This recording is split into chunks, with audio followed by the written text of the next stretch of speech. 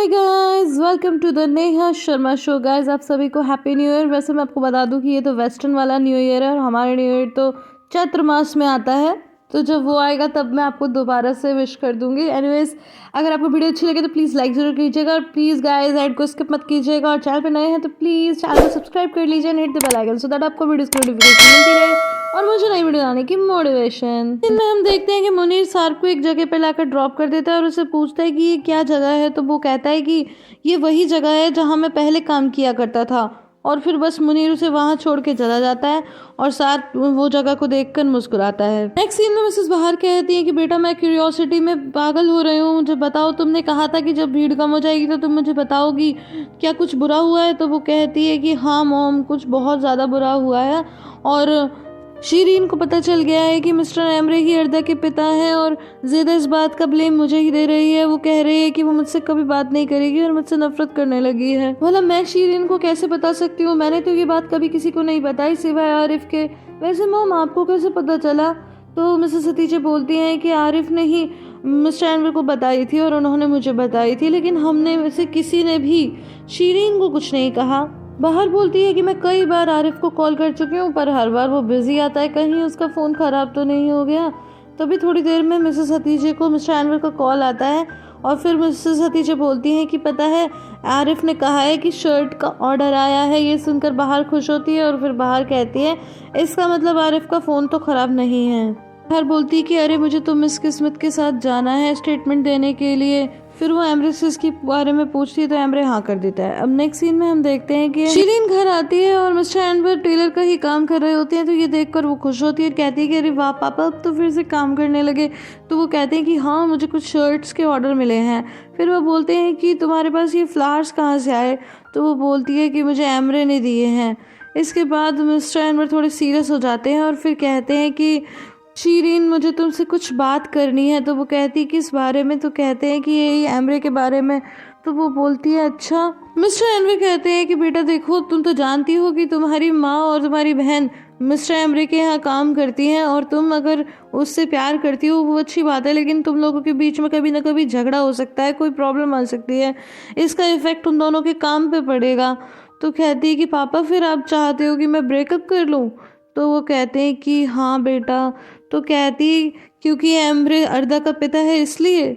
अब ये सुनकर मिस्टर एनवर बहुत ही चौंक जाते हैं। तो कहती है कि पापा कोई बात नहीं, मैं ब्रेकअप कर लूँगी। तो वो कहते हैं कि तुम्हें कैसे पता चला? शीरीन बोलती है उस बात को रहने दो, मैं ब्रेकअप कर लूँगी, और एक फ्लावर निकाल कर उनकी टेबल पर रखकर चली जाती है और फिर रूम में आकर मुस्कुराने लगती है क्योंकि गाइस उसे अब सार्प जो मिल गया है तो एमरे की ज़रूरत ही क्या है। और फिर इसके बाद एमरे का कॉल आता है तो वो अटेंड ही नहीं करती। नेक्स्ट सीन में हम देखते हैं कि बाहर और किस्मत साथ में जा रहे होते हैं और तभी वो आरिफ को फ़ोन करके बताती है कि मैं और बाहर तो जा रहे हैं लॉयर के पास, तो तुम्हें बता दूँ। तो वो फ़ोन कट करने ही वाली होती है कि बाहर कहती है एक मिनट मेरी बात करा दो, मेरी बात करा दो। तो किस्मत कहती है रुको रुको, फ़ोन मत काटना, बाहर तुमसे बात करना चाहती है। तो आरिफ कहता है कि नहीं नहीं, अभी तो मैं बिज़ी हूँ। इसके बाद वो कॉल कट कर देती है और कहती है कि वो बिज़ी है, लेकिन क्या हुआ, कोई प्रॉब्लम है? तो फिर बाहर बोलती है कि मुझे लगता है वो मुझसे थोड़ा सा नाराज़ है। तो किस्मत कहती है अच्छा, पर ऐसा क्यों होगा? हो सकता है सच में वो काम में बिज़ी हो। तो बाहर कहती है कि हाँ हो सकता है। इनमें हम देखते हैं कि मुनीर मिस्टर स्वाद के पास आता है और बताता है कि सार्प ने पेपर साइन कर दिए हैं। तो कहते हैं कि अभी अभी सार्प का कॉल आया है और वो कह रहा है कि 1 लाख लीरा दे दो और ये पैसे आप मुनीर के हाथों भिजवा दो। मैं पैसे दे तो दूँ मगर कहीं उसकी लॉयल्टी चेंज ना हो जाए। तो फिर मुनीर कहता है कि मुझे तो इन सब के बारे में नहीं पता और अगर आपको कोई डाउट है तो फिर आप पैसे मत दो, लेकिन वो बोलता है कि नहीं नहीं कोई बात नहीं। सीन में हम देखते हैं कि आरिफ अपनी शॉप पर काम कर रहा होता है और तभी वहाँ बाहर आ जाती है और उसे हेलो कहती है, पर इसका वो कोई जवाब नहीं देता और अपने काम में ही लगे लगे पूछता है कि तुम यहाँ क्यों आई हो? तो कहती है कि मुझे तुम्हारी चिंता हो रही थी, तुमने फ़ोन जो नहीं उठाया। तो कहता है कि मुझे तो ज़रूरत नहीं लगी। तो इसके बाद वो बोलती है कि क्या हुआ, क्या तुम मुझसे नाराज़ हो? क्या मैंने तुम्हारे साथ ऐसा कुछ किया है जिससे तुम परेशान हो गए हो? तो आरिफ बोलता है कि भला मैं तुमसे दुखी क्यों होऊंगा, मुझे क्या अधिकार है तुमसे दुखी होने का? तो फिर वो बोलती है कि तुम ऐसी अजीब अजीब बातें क्यों कर रहे हो? तो फिर आरिफ कहता है कि मुझे साफ साफ एक बात बताओ कि मैं तुम्हारा क्या लगता हूँ? क्या मैं तुम्हारा दोस्त हूँ या एक पड़ोसी हूँ या बस ऐसे ही हूँ जिसे तुम जानती हो या फिर तुम जिससे प्यार करती हो तुम्हारा लवर हूँ?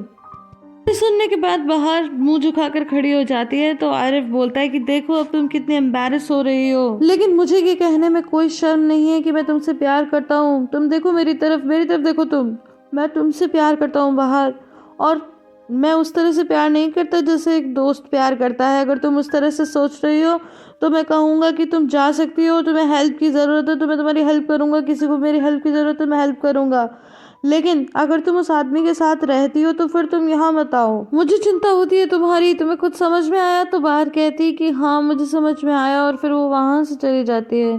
थोड़ी देर बाद बाहर फिर लौट कर आती है और आरिफ से कहती है कि तुम जो मुझे करने के लिए कह रहे हो वो मैं नहीं कर सकती, मैं कोई डिसीजन नहीं ले सकती। अगर तुम ये कहते हो कि मैं तुम में और अपने बच्चों की भलाई में किसी एक को चुनूं तो फिर मैं बच्चों को ही चुनूंगी। हालांकि तुम मेरे लिए बहुत प्रीशियस हो, मैं तुम्हें कभी नहीं भुला सकती, लेकिन मैं अपने बच्चों को भी दुखी नहीं कर सकती। और फिर ये कहकर वो वहाँ से चली जाती है और आरिफ सोचने लगता है कि एक लेडी जिससे आप कहते हो कि आप उससे प्यार करते हो और वो इस तरह आपको इनकार कर जाए तो ऐसा लगता है जैसे आपकी उंगलियों में कांच है और उसे आपने अपने दिल में लगा दिया है। और इसी तरह बहुत सी बातें बाहर भी सोचते हुए जाती है। गाइस आई होप आपको ये वीडियो पसंद आई होगी। अगर पसंद आई है तो इसे लाइक शेयर एंड कमेंट करना बिल्कुल भी ना भूलें। फिर मिलती हूँ अगली वीडियो में, तब तक के लिए bye bye and take care.